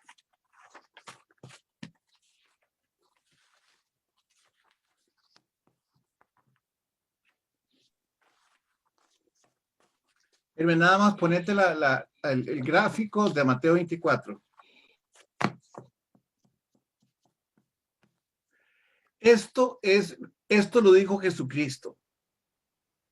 Esto es lo que Hermes va a volver a explicar. Esto está enfocado directamente a Daniel 9, 24 al 27. Y aquí nos sentamos nosotros detalladamente a hacer un análisis de cómo es que se pega. Entonces, por ejemplo, usted ve que habla Mateo 24 y arriba tiene todos los nombres, donde dice principios de dolores. ¿Lo ven? Donde dice 1, principios de dolores. Dice Mateo 24, del 4 al 8. Van a haber 4 eventos. Dice los falsos cristianos o los anticristos, las guerras, las hambres y las muertes. Esos 4 son los principios de dolor. ¿A dónde están esos? Dice en Mateo 24, 5, 24, 6 24:7 y 24:7b y al 8. ¿A dónde está eso en Apocalipsis? Ahí lo tiene. Apocalipsis 6, 1 y 2, Apocalipsis 6, 3 y 4, Apocalipsis 6, 5 y 6 y Apocalipsis 6, 7 y 8. Y usted se viene y lo va siguiendo todo. ¿Por qué? Porque Jesucristo lo dijo. Jesucristo lo dijo y el apóstol Juan lo vio. Quiere decir que esto está completamente pegado de lo que vio Daniel, de lo que escribió Pablo, de lo que escribió Juan, de lo que dijo Jesús y lo que escribió Juan. Y estamos hablando de la iglesia. Todos estos cuadros los van a recibir hoy. Todos, absolutamente todos los van a recibir. Pero ¿a dónde quiero llegar con ustedes? Vea que lo venimos ensartando. ¿Por qué me tomé más tiempo en la iglesia? Porque ya la iglesia ya la vimos y yo sé que hay gente que está empezando con nosotros. Aquí ya hay doctores en iglesia. Yo sé que aquí hay un montón que manejan el tema para arriba y para abajo, pero los nuevos no. Entonces les estamos dando en la profecía de Daniel 9, 24 y 27, la iglesia no aparece, pero también les mandamos el estudio para que ustedes lo vean que sí aparece y que es un periodo de 2000 años y aparecen todos los detalles. Entonces, cuando yo empiece a explicar la filmina, vámonos a la primera filmina que vimos, Hermes. Esa. Usted tiene ahí todo lo que va a estar sucediendo, exactamente todo. ¿Ok? Usted lo va a ver paso por paso. ¿Cuándo es el arrebatamiento? ¿Cuándo es la aparición del anticristo? Usted nada más leyendo los que están en negrita. ¿Cuándo es el arrebatamiento? ¿Cuándo es la aparición del anticristo? ¿Cuándo es la gran tribulación? ¿Cuándo es la segunda venida? ¿Cuándo es el milenio? ¿Cuánto es el juicio del trono blanco? Usted lo tiene todo ahí. Pero si usted no entiende por qué es que se está produciendo todo esto, que esto no es para la iglesia, esto no es para la iglesia se acaba donde dice arrebatamiento, de ahí para atrás, estamos hablando de 2000 años, ¿de acuerdo? No va a entender lo que viene. Por eso nosotros queremos insistir en que no se pierdan la clase del miércoles, porque yo voy a dar la clase el próximo viernes y voy a estar hablando de este cuadro también y voy a tratar de pegarlo con lo que está en el cielo y en la tierra. Y si no, lo que va a pasar es lo siguiente. Es como cuando usted está llevando una clase de cálculo en matemáticas y no fue durante 3 semanas o cualquier clase en la que usted vaya. El día que usted llega a la clase, está exactamente viendo cerditos en el espacio. No sabe a dónde está, no entiende y se va a perder absoluta y totalmente. Entiendan el material, por eso se lo vamos a dar ahora. Cuando usted logre entender este material, todo lo que venga de Apocalipsis 6, 7, 8, 9, hasta llegar al 20, usted va a decir, esto es facilísimo. Ya usted entendió Apocalipsis. Como decía Susana, una vez en los estudios bíblicos de Costa Rica, dice, ahora voy entendiendo todo. Claro, pero primero se le hizo un nudo, un enredo, y lo repasábamos, veníamos, porque es materia nueva para ustedes. Pero entonces aprovechen que Hermes tiene la paciencia, y a mí también, gracias al Señor por ese llamado, de que les podemos explicar a ustedes con detalle, sentarnos, escribir, hacerles notas, mandarles estudios. ¿Para qué? Para que ustedes después los puedan reproducir, que es lo que nosotros queremos. Nosotros no queremos dejarnos estos materiales. Yo aquí saco los binders que tengo, o los portafolios, o como les llamemos, de Apocalipsis, y no me caben en las manos de tanto que hemos escrito. Pero queremos que ustedes lo tengan. Bueno, preguntas.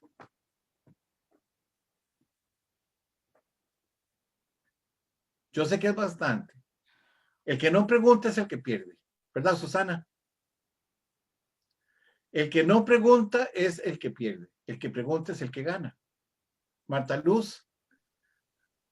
Ay, Hermes, a mí me dejas con el ojo cuadrado porque, pues, aunque tengo mucho en el Evangelio, no sé tanto. Sé la Biblia, pero no, ahorita todo lo que explicaste, pues me abrió un panorama muy diferente al que yo tenía. Muchas gracias. Okay. No, es que de eso se trata. Yo siempre le digo a la gente que estudiar el libro del Apocalipsis es entender la verdadera doctrina. Porque cuando uno le están hablando, yo me acuerdo de los predicadores que empezaron a hablar de la semilla de mostaza y eran aquellas predicaciones y que era chiquitita y que por la fe se hacía grandísima. Eso no es así. Entonces, aquí lo importante es que para entender los hechos que vienen, tenemos que ir depurando toda la doctrina. Eso es. Y no, aquí nadie sabe nada. Aquí todos estamos aprendiendo. Qué bueno. ¿Verdad? Sí, Ahora estábamos Hermes y yo sentados aquí hablando y hablando temas de Apocalipsis 12 para entenderlo.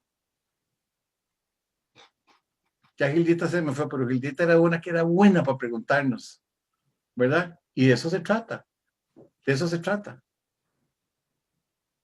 Bueno, ¿alguien más que tenga alguna pregunta?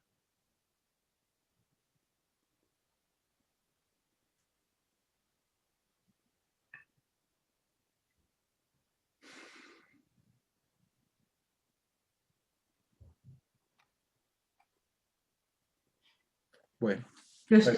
Voy a leer todo esto y lo voy a meditar con el Espíritu Santo que me Amén. sabiduría. Amén, así es. No se les olvide enviarme sus correos electrónicos a los que no los tenemos. Bueno. Sí. Todos los temas que nosotros tocamos, todos, absolutamente todos, tienen un documento que lo respalde. Todos. ¿Verdad? Muy bien. Bueno. ¿Quién quiere hacer la oración final? Yo lo propongo.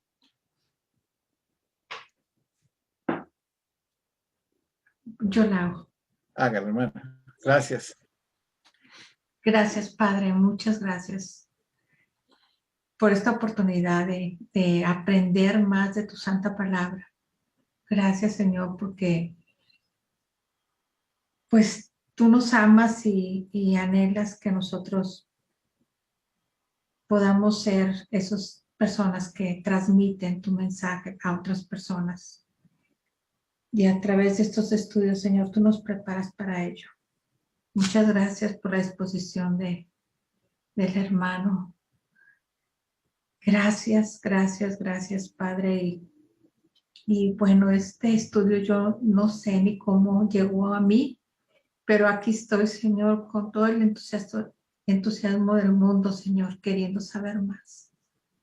Gracias, gracias, Señor. Bendice al hermano y bendice a todas las personas que están aquí presentes, escuchando tu palabra y que esta palabra dé fruto en nuestras vidas.